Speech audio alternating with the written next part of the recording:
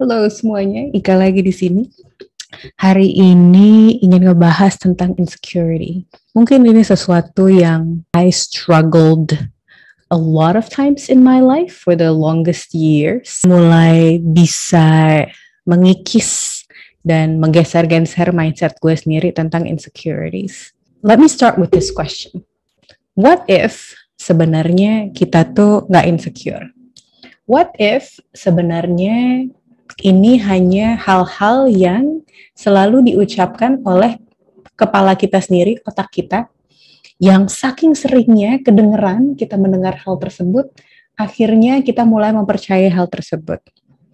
What if semua yang kita dengarkan tentang insecurity itu is just a lie? Limited ideas entertained. What if sebenarnya kita itu orang yang sebenarnya sangat pede, kata anak bayi-bayi kecil-kecil itu kan pede-pede banget ya. Tetapi sudah melupakan kualitas-kualitas yang makes us who we are.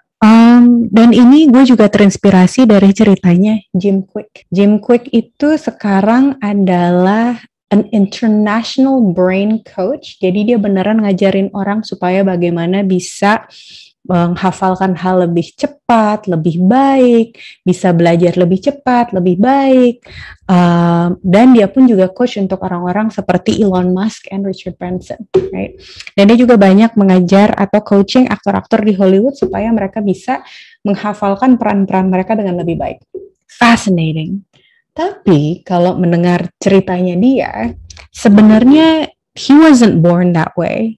So, dia waktu usia 5 tahun itu mengalami injury dan akhirnya brain trauma yang membuat dia itu sangat sulit belajar.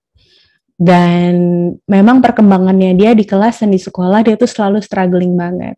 Sampai suatu hari dia mendengar guru-gurunya ngomongin tentang dia di sekolah dan dia disebut sebagai child with the broken brain.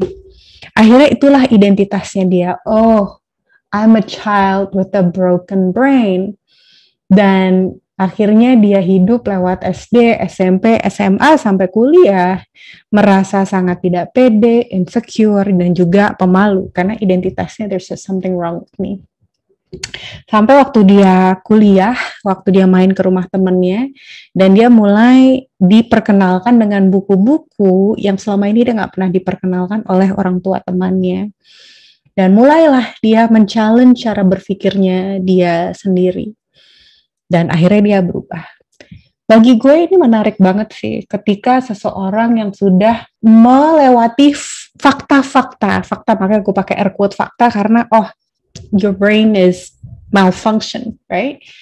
Terus dia tidak melakukan pengobatan apapun, right? Dia hanya bilang, wow, ada sesuatu yang salah dengan cara berpikir gue. Ada sesuatu yang kurang optimal dari cara gue mempercayai sesuatu. Ada sesuatu yang kurang optimal dengan cara gue mendekati sesuatu. Apa yang bisa gue ubah? Apa yang bisa gue geser? Apa yang bisa gue ganti? Dan mulailah perjalanan dia di situ. Jadi, semakin kesini, gue semakin mencoba menganalisa pikiran-pikiran gue sendiri. Jadi gue ingat banget momen-momen di mana gue merasa insecure, mempertanyakan diri gue sendiri. Gue mencoba berhenti sejenak dan bertanya, sebentar, ini fakta atau memang pikiran gue saja gitu. Karena yang gue sadari 99% itu beneran cuma pikiran-pikiran gue doang gitu kan. Jadi salah satu skill yang sangat berharga dan mungkin paling berharga dalam hidup gue saat ini adalah untuk bisa memberikan jarak antara gue dengan pikiran gue dan siapa gue. Karena akhirnya gue semakin paham bahwa gue bukan pikiran-pikiran gue. Ada bedanya apa yang gue pikirkan dan siapa gue.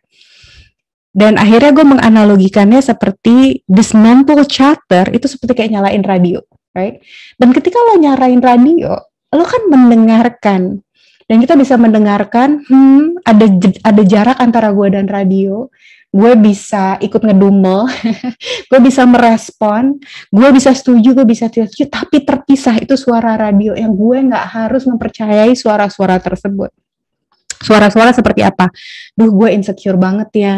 Duh, gue nggak sejago orang lain ya. Duh, bagi gue emang susah banget untuk bisa pede. Wah, gue memang orang yang gagal, I'm a failure. Atau ini dulu salah satu favorit gue. Nobody cares about me. I really used to believe that, right? Jadi bagi gue menganggap bahwa suara-suara ini adalah radio, suara-suara dari radio dan bukan suara gue, jati diri gue sebenarnya, itu ngebantu banget. Dan akhirnya gue semakin bisa merangkul dan berempati terhadap suara-suara ini juga. So hari ini gue pengen mengajak teman-teman sekalian, kalau ada LIE, L-I-E, Limited Ideas Entertain, yang selama ini sebenarnya hanya ide-ide atau suara-suara yang ada dalam kepala kita, tapi kita sudah menganggapnya itu sebagai fakta. Apakah itu? Yuk kita kumpulin sebanyak-banyaknya di sini, jadi kita bisa semakin sadar bentuk suara-suara ini seperti apa saja. Dan yang kedua, radio lo ngomong apa aja ya selama ini? Enjoy the journey, guys.